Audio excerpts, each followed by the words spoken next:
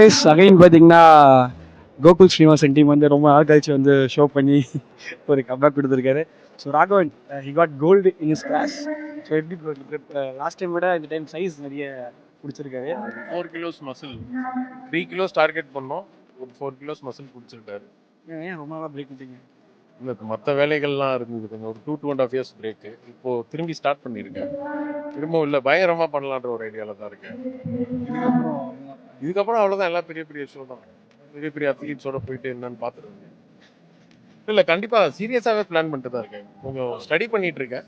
Next இயரில் maybe time ஆகும்ல, இப்போ எல்லாமே பீக்கில் இருக்காங்க. நம்ம இப்போ தான் திரும்பி ரீஸ்டார்ட் பண்ணியிருக்கோம். வீட்டு உங்களோட எக்ஸ்பீரியன்ஸ் எப்படி இருக்கு?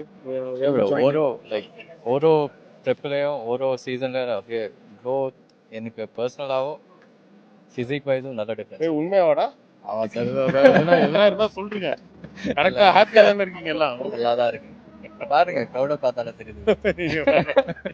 அவங்க ஹாப்பியா இருந்தா ஓகே. ரொம்ப இப்பதான் ப்ரோ இந்த ஷோல இருந்தா கொஞ்சம் சீரியஸா பிளான் பண்ணிட்டு இருக்கோம். நீங்களா சப்போர்ட் பண்ணுவீங்க இல்ல? நீங்க கண்டிப்பாண்ணா. ஓகே தான். Thank you so much. All the best bro. கண்டிப்பா.